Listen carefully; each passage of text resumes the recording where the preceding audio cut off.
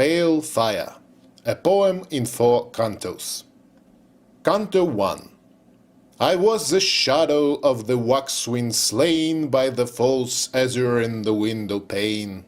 I was the smudge of ashen fluff, and I lived on, flew on in the reflected sky. And from the inside too I duplicate myself, my lamp, an apple on a plate.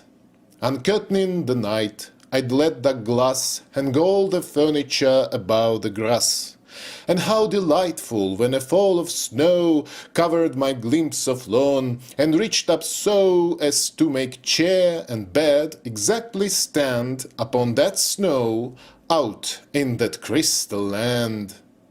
Retake the falling snow, each drifting flake, shapeless and slow, unsteady and opaque, a dull dark white against the day spell white, and abstract larches in the neutral light, and then the gradual and dual blue as night unites the viewer and the view.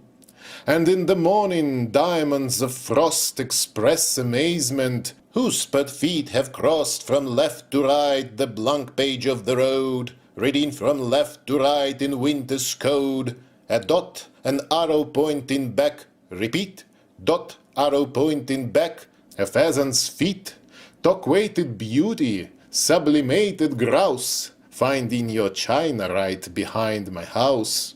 Was he in Sherlock Holmes, the fellow whose tracks pointed back when he reversed his shoes? All colors made me happy, even gray.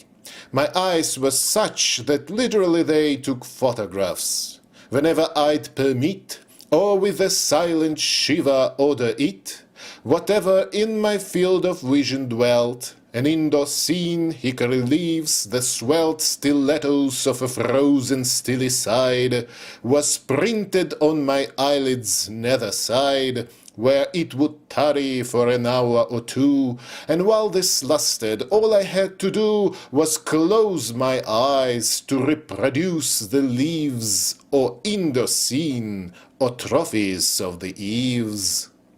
I cannot understand why from the lake I could make out our front porch when I take Lake Road to school, whilst now, although no tree has intervened, I look but fail to see even the roof. Maybe some quirk in space has caused a fold or furrow to displace the fragile vista, the frame house between Goldsworth and Wordsmith on its square of green. I had a favorite young shag back there, with ample dark jade leaves and a black, spare, vermiculated trunk. The setting sun bronzed the black bark, around which like undone garlands the shadows of the foliage fell. It is now stout and rough, it has done well.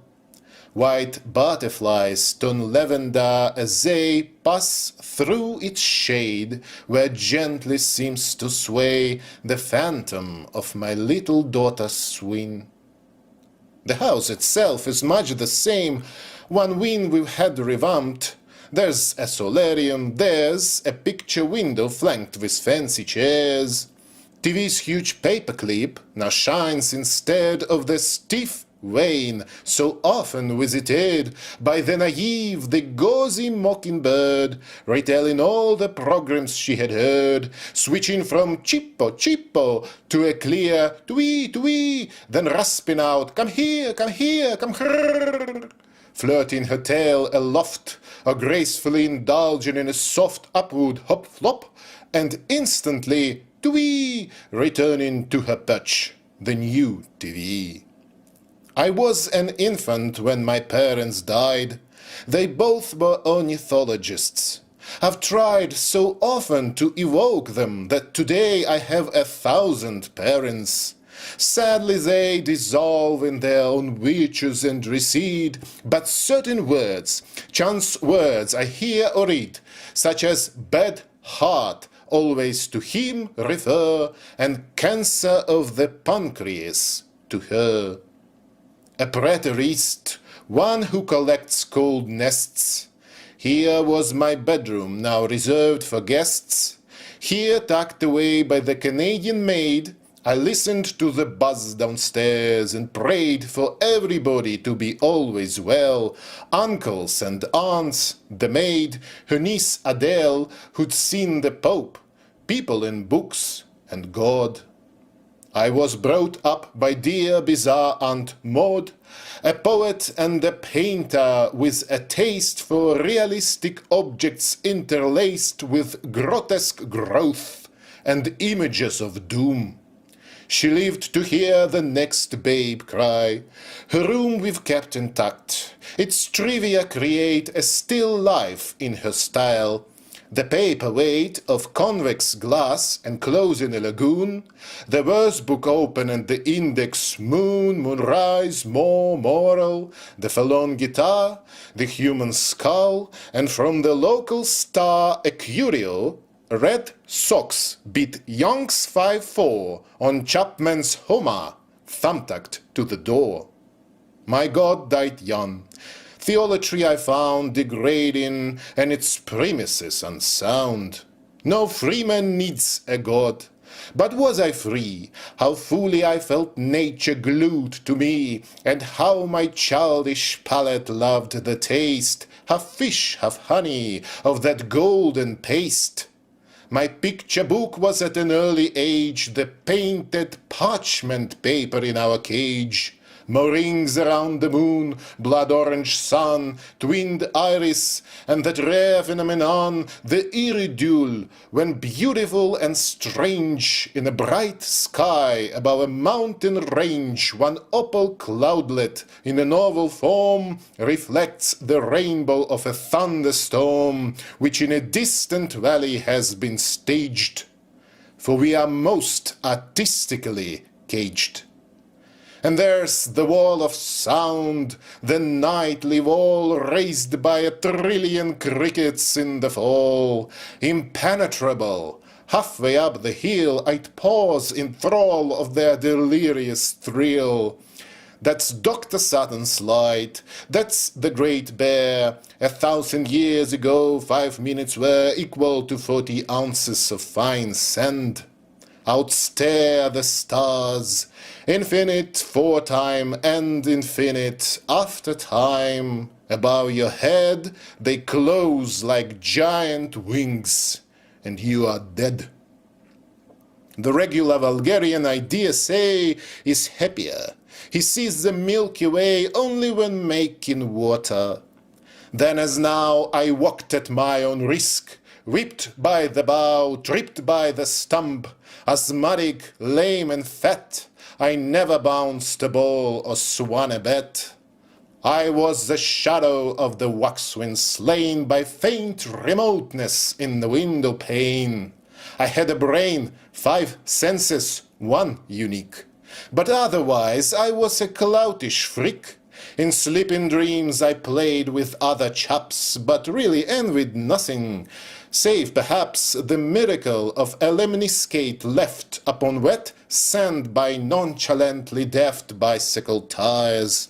A thread of subtle pain, tucked by playful death, released again, but always present run through me. One day when I just turned 11, as I lay prone on the floor and watched a clockwork toy, a tin wheelbarrow pushed by a tin boy, by pasture legs and straight beneath the bed, there was a sudden sunburst in my head. And then black night. That blackness was sublime. I felt distributed through space and time. 1 foot upon a mountain top, 1 hand under the pebbles of a panting strand, 1 ear in Italy, 1 eye in Spain, in caves my blood, and in the stars my brain. There were dull throbs in my Triassic, green optical spots in upper Pleistocene, an icy shiver down my age of stone, and all tomorrows in my funny bone. During one winter, every afternoon, I'd think into that momentary swoon, and then it ceased. Its memory grew dim, my health improved, I even learned to swim. But like some little lad forced by a wench, with his pure tongue her abject thirst to quench, I was corrupted, terrified, allured, and though old Dr. Cold pronounced me cured of what he said were mainly growing pains, the wonder lingers and the shame remains. Canto 2.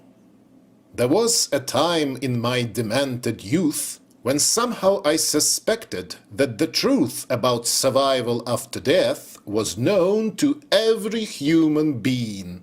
I alone knew nothing, and the great conspiracy of books and people hid the truth from me. There was the day when I began to doubt man's sanity. How could he live without knowing for sure what dawn, what death, what doom awaited consciousness beyond the tomb? And finally there was the sleepless night when I decided to explore and fight the foul, the inadmissible abyss, devoting all my twisted life to this one task. Today I'm 61, wax wings are berry pecking, a cicada sings. The little scissors I am holding are a dazzling synthesis of sun and star. I stand before the window and I pare my fingernails and vaguely am aware of certain flinching likenesses. The thumb, our grossest son, the index, lean and glum college astronomer, star over blue, the middle fellow, a tall priest I knew, the feminine fourth finger, an old flirt, and little Pinky clinging to her skirt. And I make mouth as I snip off the thin strips of what Aunt Maud used to call scuff skin. Maud Shade was 80 when a sudden hush fell on her life. We saw the angry flush and torsion of paralysis assail her noble cheek. We moved her to Pinedale, famed for its sanitarium. There she'd sit in the glassed sun and watch the fly that lit upon her dress and then upon her wrist. Her mind kept fading in the growing mist. She still could speak. She paused and groped and found what seemed at first a serviceable sound. But from adjacent cells impostors took the place of words she needed, and her look spelt imploration as she sought in vain to reason with the monsters in her brain. What moment in the gradual decay does resurrection choose? What year, what day? Who has the stopwatch? Who rewinds the tape? Are some less lucky, or do all escape? A syllogism, other men die, but I am not another, therefore I'll not die. Space is a swarming in the eyes, and time a singing in the ears. In this hive I'm locked up. Yet if prior to life we had been able to imagine life, what mad, impossible, unutterably weird, wonderful nonsense it might have appeared. So why join in the vulgar laughter? Why scorn hereafter none can verify? The Turk's delight, the future liars, the talks with Socrates and Proust in Cyprus works, the seraph with his 6 flamingo wings, and Flemish hells with porcupines and things. It isn't that we dream too wild a dream. The trouble is we do not make it seem sufficiently unlikely. For the most we can think up is a domestic ghost. How ludicrous these efforts to translate into one's private tongue a public fate. Instead of poetry divinely terse, disjointed notes, insomnia's mean verse. Life is a message scribbled in the dark, anonymous Espied on a pine's bark, as we were walking home the day she died, an empty emerald case, squat and frog-eyed, hugging the trunk, and its companion piece, a gum-locked aunt. That Englishman in Nice, a proud and happy linguist, je nourris les pauvres cigales, meaning that he fed the poor seagulls. La Fontaine was run. Dead is the mandible, alive the sun. And so I pare my nails and muse and hear your steps upstairs, and all is right, my dear. Sibyl, throughout our high school days I knew your loveliness, but fell in love with you during an outing of the senior class to New White Falls. We lunched on damp grass. Our teacher of geology discussed the cataract. Its raw and rainbow dust made the tame park romantic. I reclined in April's haze immediately behind your slender back and watched your neat small head bend to one side. One palm with fingers spread between a star of trillium and a stone pressed on the turf. A little phalange bone kept twitching. Then you turned and offered me a thimbleful of bright metallic tea. Your profile has not changed, the glistening teeth biting the careful lip, the shade beneath the eye from the long lashes, the pitch down rimming the cheekbone, the dark silky brown of hair brushed up from temple and from nape, the very naked neck, the Persian shape of nose and eyebrow. You have kept it all, and on still nights we hear the waterfall. Come and be worshipped, come and be caressed, my duck Vanessa, crimson barred, my blessed, my admirable butterfly. Explain, how could you in the gloam of lilac lane have let uncouth, hysterical John Shade blubber your face and ear and shoulder blade? We have been married 40 years. At least 4,000 times your pillow has been creased by our two heads. 400,000 times the tall clock with the hoarse Westminster chimes has marked our common hour. How many more free calendars shall grace the kitchen door? I love you when you're standing on the lawn, peering at something in a tree. It's gone.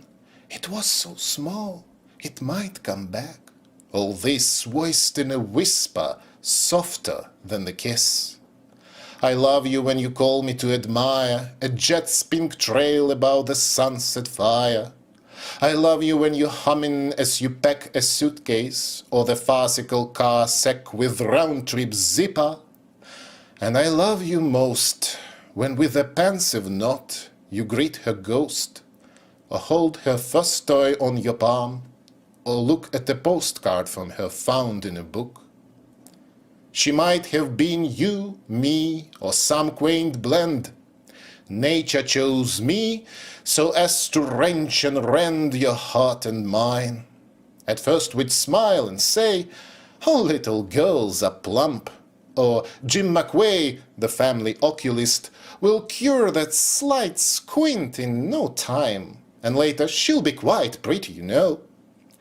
And trying to assuage the swelling torment, that's the awkward age. She should take riding lessons, you would say, your eyes and mine not meeting. She should play tennis or badminton, less touch, more fruit.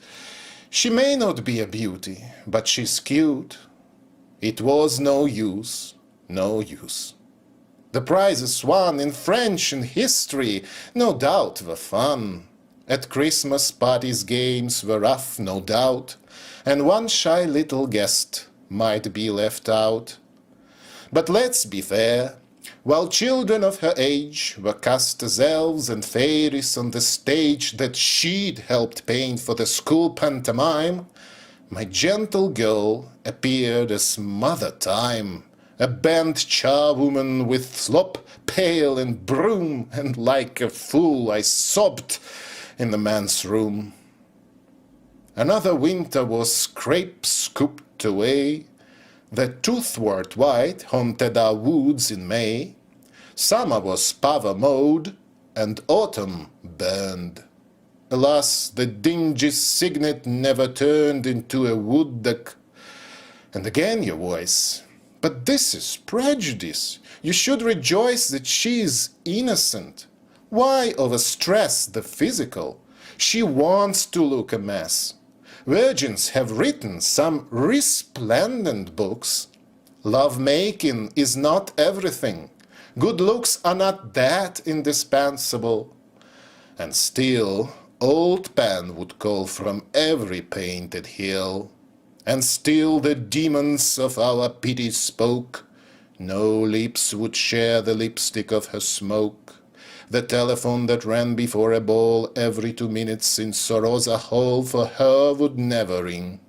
And with a great screeching of tires on gravel to the gate out of the locked night, a white-scuffed beau would never come for her. She'd never go a dream of gauze and jasmine to that dance. We sent her, though, to a chateau in France. And she returned in tears, with new defeats, new miseries. On days when all the streets of College Town led to the game, she'd sit on the library steps and read or knit. Mostly alone she'd be, or with that nice frail roommate now and on, and once or twice with a Korean boy who took my course. She had strange fears, strange fantasies, strange force of character, as when she spent 3 nights investigating certain sounds and lights in an old barn. She twisted words, pot, top, spider, redips, and powder was red whoop. She called you a didactic hatted.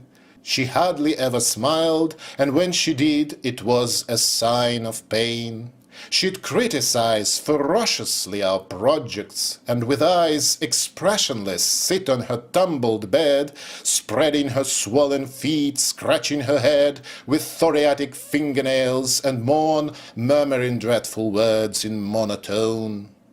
She was my darling, difficult, morose, but still my darling. You remember those almost unruffled evenings when we played mahjong, or she tried on your furs, which made her almost fetching, and the mirrors smiled, the lights were merciful, the shadows mild. Sometimes I'd help her with a Latin text, or she'd be reading in her bedroom next to my fluorescent lair, and you would be in your own study, twice removed from me. And I would hear both voices now and then. Mother, what's green pen? What is what? Green pen. Pause, and you got it scholium. Then again, Mother, what's tonic? That too you'd explain, appending, would you like a tangerine? No, yes, and what does sempiternal mean? You'd hesitate, and lastly I draw the answer from my desk through the closed door. It does not matter what it was she read, some phony modern poem that was said in English lit to be a document engagé and compelling. What this meant nobody cared. The point is that the 3 chambers then bound by you and her and me now form a triptych or a 3-act play in which portrayed events forever stay. I think she always nursed a small, mad hope. I'd finished recently my book on Pope. Jane Dean, my typist, offered her one day to meet Pete Dean, a cousin. Jane's fiancé would then take all of them in his new car a score of miles to a Hawaiian bar. The boy was picked up at 8:15 in UI. Sleet glazed the roads. At last they found a place when suddenly Pete Dean, clutching his brow, exclaimed that he had clean forgotten an appointment with a chum who'd land in jail if he, Pete, did not come, etc. She said she understood. After he'd gone, the three young people stood before the azure entrance for a while. Puddles were neon barred, and with a smile she said she'd be Dutron. She much preferred just going home. Her friends escorted her to the bus stop and left, but she, instead of riding home, got off at Lock and Head. You scrutinized your east. It's 8:15, and here time forked. I'll turn it on. The screen in its blank broth evolved a lifelike blur, and music welled. He took one look at her and shot a death ray at well-meaning Jane. A mail hand traced from Florida to Maine the curving arrows of Aeolian wars. You said that later a quartet of bores, 2 writers and 2 critics, would debate the cause of poetry on Channel 8. A nymph came pirouetting on the white rotating petals in a vernal rite to kneel before an altar in a wood where various articles of toilet stood. I went upstairs and read a gully proof and heard the windrow marbles on the roof. See the blind beggar dance, the cripple sing, as unmistakably the vulgarine of its preposterous age. Then came your call, my tender mockingbird, up from the hole. I was in time to overhear brief fame and have a cup of tea with you. My name was mentioned twice, as usual just behind one oozy footstep, Frost. Sure you don't mind, I'll catch the Exton plane, because you know, if I don't come by midnight with the dough. And then there was a kind of travelogue.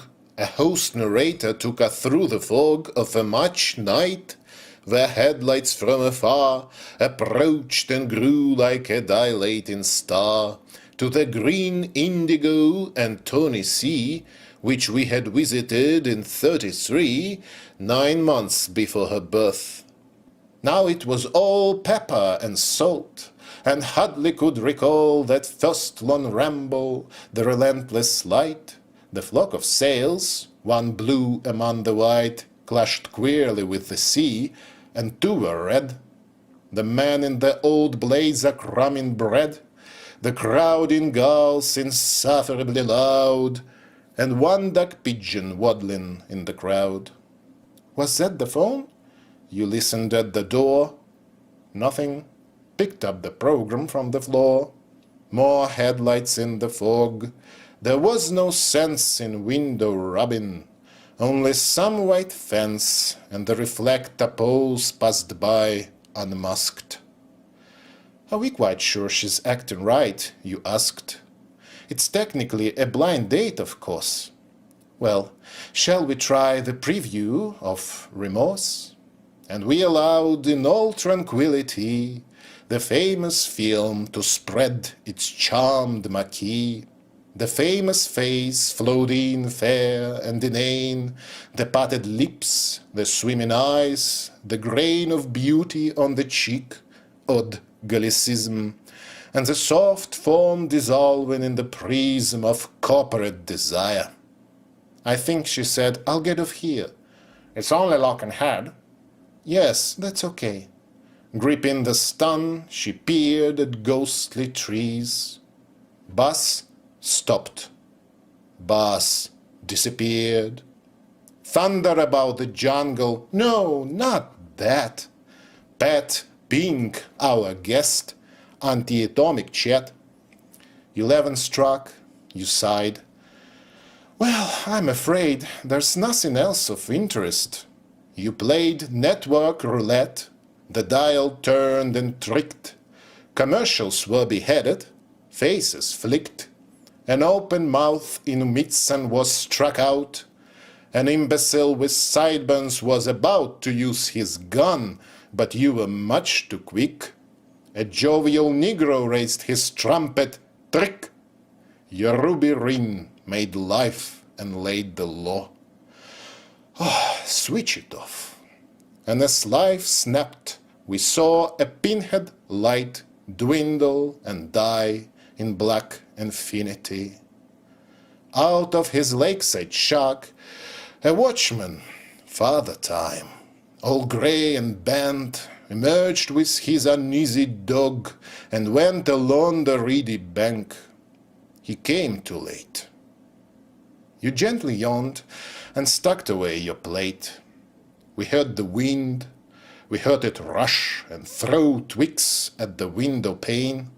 Phone ringing. No. I helped you with the dishes. The tall clock kept on demolishing young root, old rock. Midnight, you said. What's midnight to the young? And suddenly a festive blaze was flung across 5 cedar trunks.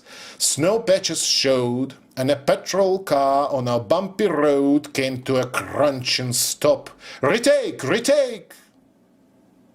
People have thought she tried to cross the lake at Lock and Neck, where zesty skaters crossed from X to Y on days of special frost. Others suppose she might have lost her way by turning left from Bridge Road, and some say she took her poor young life. I know. You know. It was a night of thaw, a night of blow, with great excitement in the air. Black Spring stood just around the corner, shivering in the wet starlight and on the wet ground. The lake lay in the mist, its ice half drowned. A blurry shape stepped off the reedy bank into a crackling, gulping swamp and sank. Canto 3. Leaf, lifeless tree, your great may be Rabelais, the grand potato. IPH LA Institute I of preparation P for the hereafter H, or if, as we called it, Big If, engaged me for 1 term to speak on death, to lecture on the worm, wrote President Macabre. You and I and she, then a mere tot, moved from UI to U-shade in another, higher state. I love great mountains. From the iron gate of the ramshackle house we rented there, one saw a snowy form, so far, so fair, that one could only fetch a sigh, as if it might assist assimilation. If was a larvorium and a violet, a grave in reason's early spring, and yet it missed the gist of the whole thing, it missed what mostly interests the preterist. For we die every day, oblivion thrives not on dry thigh bones, but on blood-ripe lives, and our best yesterdays are now foul piles of crumpled names, phone numbers, and foxed files. I'm ready to become a floweret or a fat fly, but never to forget. And I'll turn down eternity unless the melancholy and the tenderness of mortal life, the passion and the pain, the claret taillight of the dwindling plain of Hesperus, your gesture of dismay on running out of cigarettes, the way you smile at dogs, the trail of silver slime snails leave on flagstones, this good ink, this rhyme, this index card, this slender rubber band, which always forms when dropped an ampersand, are found in heaven by the newly dead, stored in its strongholds through the years. Instead, the Institute assumed it might be wise not to expect too much of paradise. What if there's nobody to say hello to the newcomer, no reception, no indoctrination? What if you are tossed into a boundless void, your bearings lost, your spirit stripped and utterly alone, your task unfinished, your despair unknown, your body just beginning to putresce, a non-undressable in morning dress, your widow lying prone on a dim bed, herself a blur in your dissolving head.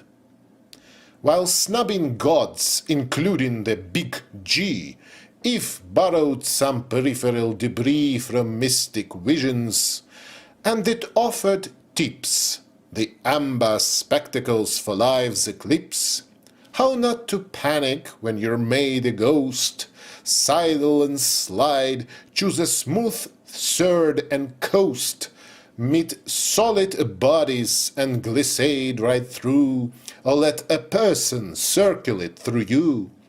How to locate in blackness with a gasp Terra the fair, an orbicle of jasp.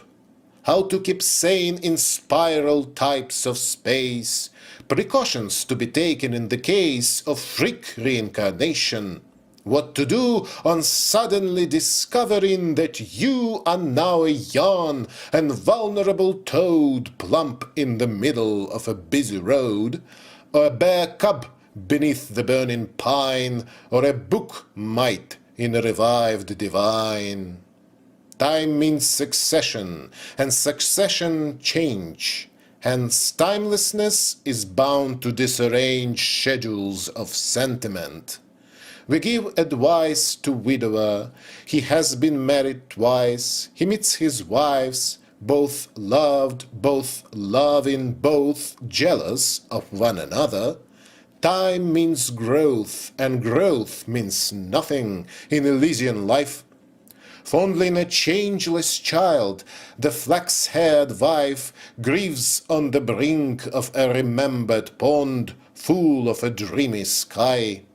And also blonde, but with a touch of tawny in the shade, feet up, knees clasped on a stone balustrade, the other sits and raises a moist gaze toward the blue, impenetrable haze.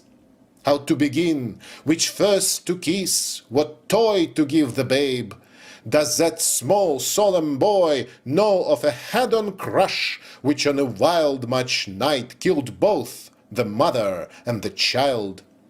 And she, the second love, with instep bare in ballerina black, why does she wear the earrings from the other's jewel case? And why does she avert her fierce young face? For as we know from dreams, it is so hard to speak to our dear dead. They disregard our apprehension, queasiness, and shame, the awful sense that they're not quite the same.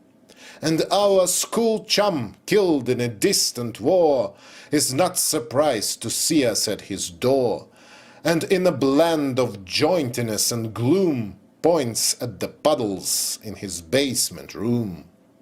But who can teach the thoughts we should roll call when morning finds us marching to the wall under the stage direction of some goon political, some uniformed baboon? We'll think of matters only known to us, empires of rhyme, Indies of calculus. Listen to distant cockscrow and discern upon the rough grey wall a rare wall fern. And while our royal hands are being tied, taunt our inferiors, cheerfully deride the dedicated imbeciles and spit into their eyes just for the fun of it.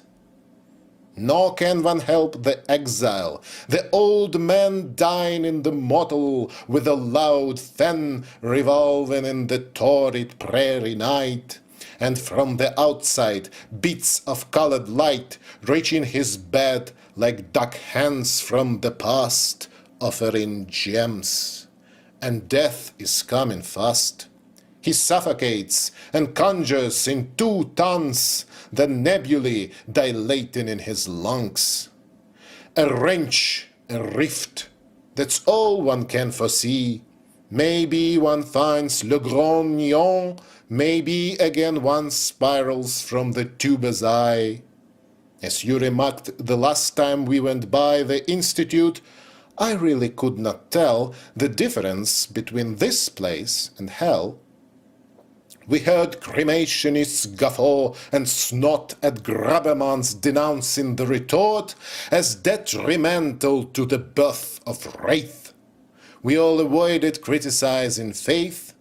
The great star over blue reviewed the role planets has played as landfalls of the soul. The fate of beasts was pondered. A Chinese descanted on the etiquette teas with ancestors and how far up to go. I tore apart the fantasies of Poe and dealt with childhood memories of strange nacreous gleams beyond the adult's range. Among our auditors were a young priest and an old communist, if could at least compete with churches and the party line. In later years it started to decline. Buddhism took root, a medium smuggled in pale jellies and the floating mandolin. Fra Karamazov, mumbling his inept "all is allowed," into some classes crept. And to fulfill the fish wish of the womb, a school of Freudians headed for the tomb. That tasteless venture helped me in a way. I learned what to ignore in my survey of death's abyss. And when we lost our child, I knew there would be nothing. No self-styled spirit would touch a keyboard of dry wood to rap out her pet name. No phantom would rise gracefully to welcome you and me in the dark garden near the shagbark tree. What is that funny creaking? Do you hear? It is the shutter on the stairs, my dear. If you're not sleeping, let's turn on the light. I hate that wind. Let's play some chess. All right. I'm sure it's not the shutter. There again. It is a tendril fingering the pane. What glided down the roof and made that thud? It is old winter, tumbling in the mud. And now what shall I do? My night is pinned. Who rides so late in the night and the wind? It is the writer's grief. It is the wild March wind. It is the father with his child. Later came minutes, hours, whole days at last, when she'd be absent from our thoughts. So fast did life, the woolly caterpillar run. We went to Italy, sprawled in the sun, on a white beach with other pink or brown Americans, flew back to our small town, found that my bunch of essays, The Untamed Seahorse, was universally acclaimed. It sold 300 copies in 1 year. Again school started, and on hillsides where wound distant roads, one saw the steadied stream of car lights, all returning to the dream of college education. You went on translating into French Marvel and Dawn. It was a year of tempests. Hurricane Lolita swept from Florida to Maine. Mars glowed, Shahs married, gloomy Russians spied, Lang made your portrait, and one night I died. The Creswell Club had paid me to discuss why poetry is meaningful to us. I gave my sermon, a dull thing but short, as I was leaving in some haste to thwart the so-called question period at the end. One of those peevish people who attend such talks only to say they disagree stood up and pointed with his pipe at me. And then it happened. The attack, the trance, or one of my old fits. There sat by chance a doctor in the front row. At his feet patly I fell. My heart had stopped to beat, it seems, and several moments passed before it heaved and went on trudging to a more conclusive destination. Give me now your full attention. I can't tell you how I knew, but I did know that I had crossed the border. Everything I loved was lost, but no aorta could report regret. A son of Rabba was convulsed and sad, and blood-black nothingness began to spin a system of cells interlinked within cells interlinked within cells interlinked within one stem, and dreadfully distinct against the dark a tall white fountain played. I realized, of course, that it was made not of our atoms, that the sense behind the scene was not our sense. In life, the mind of any man is quick to recognize natural shams, and then before his eyes the reed becomes a bird, the knobby twig an inchworm, and the cobra head a big, wickedly folded moth. But in the case of my white fountain, what it did replace perceptually was something that I felt could be grasped only by whoever dwelt in the strange world where I was a mere stray. And presently I saw it melt away. Though still unconscious, I was back on earth. The tale I told provoked my doctor's mirth. He doubted very much that in the state he found me in one could hallucinate or dream in any sense. Later, perhaps, but not during the actual collapse. No, Mr. Shade.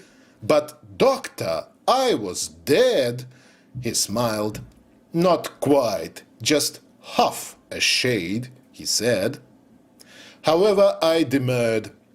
In mind, I kept replaying the whole thing. Again, I stepped down from the platform and felt strange and hot, and saw the chap stand up and toppled, not because a heckler pointed with his pipe, but probably because the time was ripe for just that bump and wobble on a part of a limp blimp, an old unstable heart. My vision reeked with truth. It had the tone, the quiddity, and quaintness of its own reality. It was. As time went on, its constant vertical in triumph shone. Often when troubled by the outer glare of street and strife, inward I turn, and there in the background of my soul it stood, old faithful, and its presence always would console me wonderfully. Then one day I came across what seemed a twin display. It was a story in a magazine about a Mrs. Z, whose heart had been rubbed back to life by a prompt surgeon's hand. She told her interviewer of the land beyond the veil, and the account contained a hint of angels and a glint of stained windows and some soft music and a choice of hymnal items and her mother's voice. But at the end she mentioned a remote landscape, a hazy orchard, and I quote, "Beyond that orchard, through a kind of smoke, I glimpsed a tall white fountain," and awoke. If on some nameless island Captain Schmid sees a new animal and captures it, and if a little later Captain Smith brings back a skin, this island is no myth. Our fountain was a signpost and a mark, objectively enduring in the dark.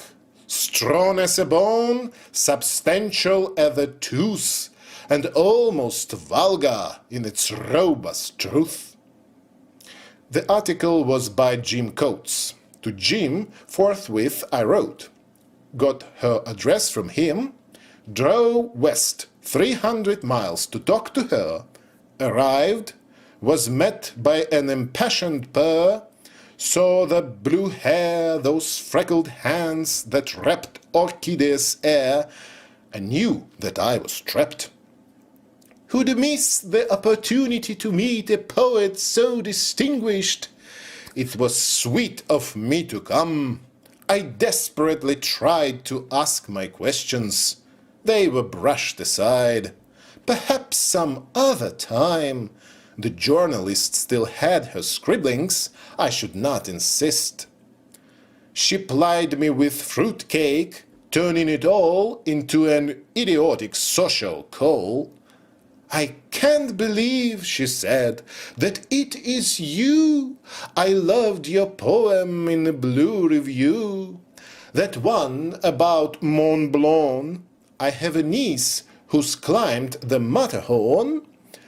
The other piece I could not understand. I mean the sense, because of course the sound, but I'm so dense. She was. I might have persevered, I might have made her tell me more about the white fountain we both had seen beyond the vale. But if I thought I mentioned that detail, she'd pounce upon it as upon a fond affinity, a sacramental bond uniting mystically her and me, and in a jiffy our two souls would be brother and sister trembling on the brink of tender incest. Well, I said, I think it's getting late. I also called on Coates. He was afraid he had mislaid her notes. He took his article from a still file. It's accurate. I have not changed her style. There's one misprint. Not that it matters much. Mountain, not fountain. The majestic touch. Life everlasting, based on a misprint. I mused as I drove homeward, take the hint, and stop investigating my abyss. But all at once it dawned on me that this was the real point, the contrapuntal theme. Just this, not text, but texture. Not the dream, but topsy-curvial coincidence. Not flimsy nonsense, but a web of sense. Yes, it sufficed that I in life could find some kind of link and bobolink, some kind of correlated pattern in the game, plexed artistry, and something of the same pleasure in it as they who played it found. It did not matter who they were. No sound, no furtive light came from their involute abode, but there they were, aloof and mute, playing a game of worlds, promoting pawns to ivory unicorns and ebon fawns, kindling a long life here, extinguishing a short one there, killing a Balkan king, causing a chunk of ice formed on a high-flying airplane to plummet from the sky and strike a farmer dead, hiding my keys, glasses or pipe, coordinating these events and objects with remote events and vanished objects, making ornaments of accidents and possibilities. Storm-coated I stood in, Sibylities, my firm conviction. Darling, shut the door. Had a nice trip? Splendid. But what is more, I have returned convinced that I can grope my way to some, yes, dear, faint hope. Canto 4. Now I shall spy on beauty as none has spied on it yet. Now I shall cry out as none has cried out. Now I shall try what none has tried. Now I shall do what none has done. And speaking of this wonderful machine, I'm puzzled by the difference between two methods of composing. A, the kind which goes on solely in the poet's mind, a testing of performing words while he is soaping a third time one leg, and B, the other kind, much more decorous, when he's in his study, writing with a pen. In method B, the hand supports the thought. the abstract battle is concretely fought. The pen stops in midair, then swoops to bar a cancelled sunset or restore a star. And thus it physically guides the phrase toward faint daylight through the inky maze. But method A is agony. The brain is soon enclosed in a still cup of pain. A muse in overalls directs the drill, which grinds and which no effort of the will can interrupt, while the automaton is taking off what he has just put on, or walking briskly to the corner store to buy the paper he has read before. Why is it so?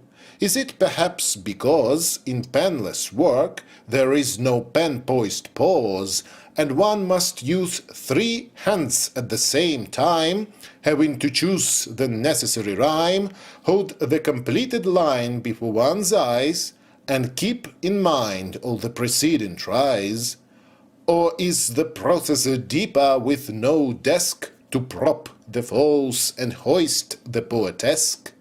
For there are those mysterious moments when, too weary to delete, I drop my pen, I ambulate, and by some mute command the right word flutes and patches on my hand.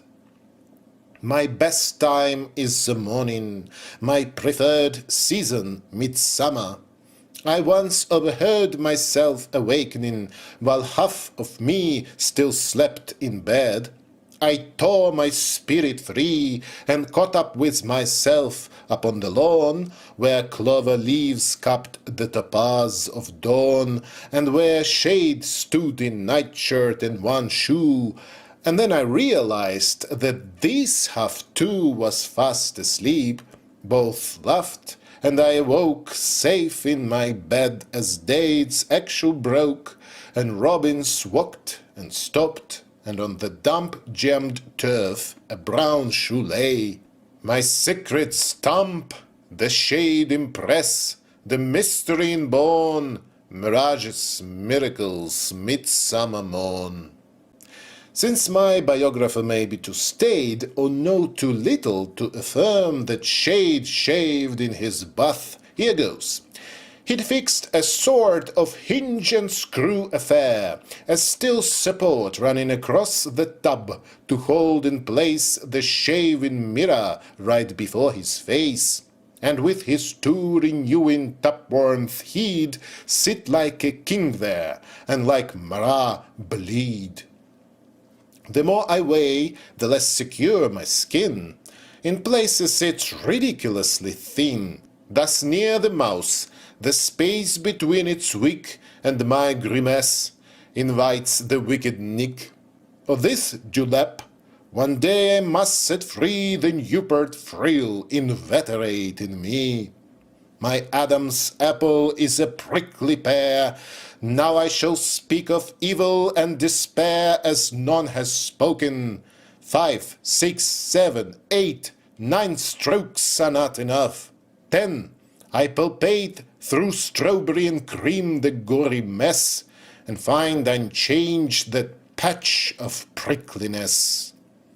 I have my doubts about the one-armed bloke who in commercials with one gliding stroke clears a smooth path of flesh from ear to chin, then wipes his face and fondly tries his skin. I'm in the class of fussy biminists. As a discreet effip in tights assists a female in an acrobatic dance, my left hand helps and holds and shifts its stance.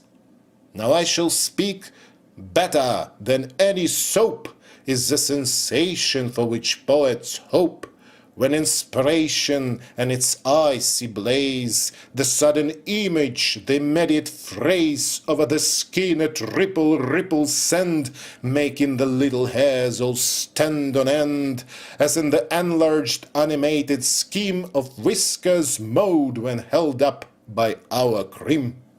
Now I shall speak of evil as none has spoken before.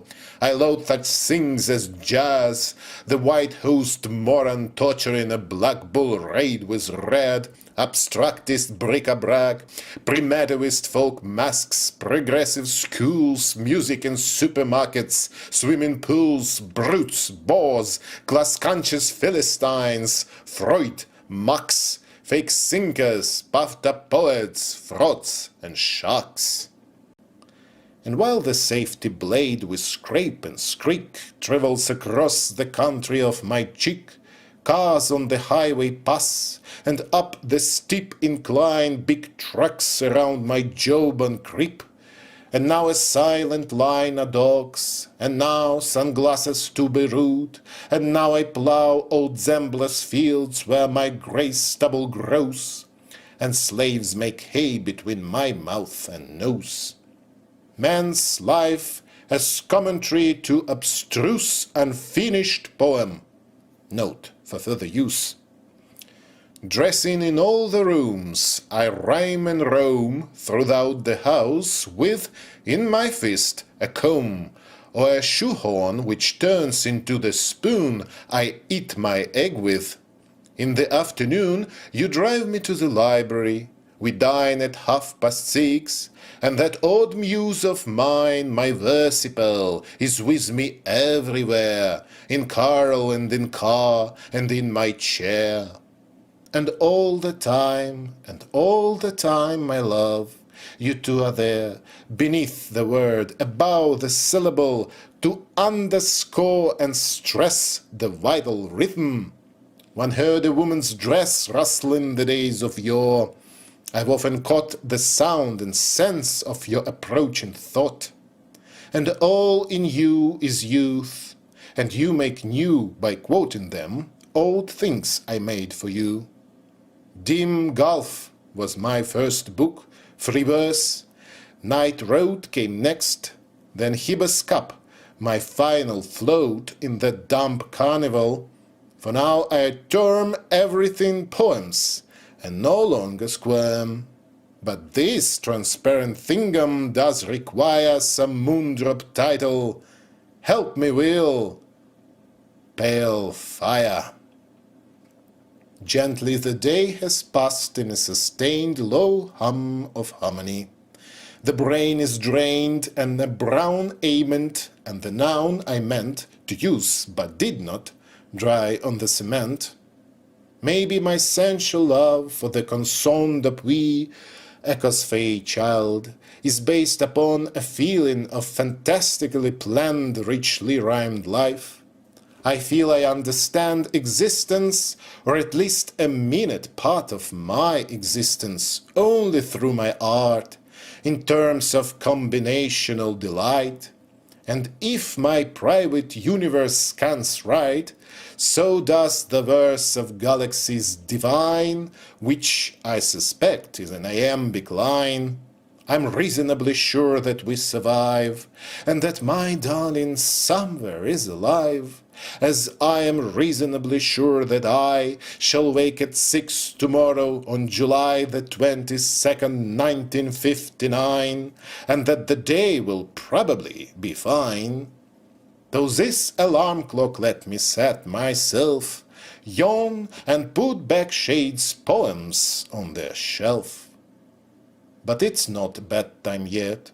The sun attains old Dr. Saturn's last 2 window panes. The man must be, 80, 82? Was twice my age the year I married you. Where are you? In the garden. I can see part of your shadow near the shagbark tree. Somewhere horseshoes are being tossed, click, clunk, leaning against its lamppost like a drunk. A duck Vanessa with a crimson band whirls in the low sun, settles on the sand, and shows its ink-blue wingtips flecked with white, and through the flowing shade and ebbing light, a man, unheedful of the butterfly, some neighbor's gardener, I guess, goes by, trundling an empty barrow up the lane.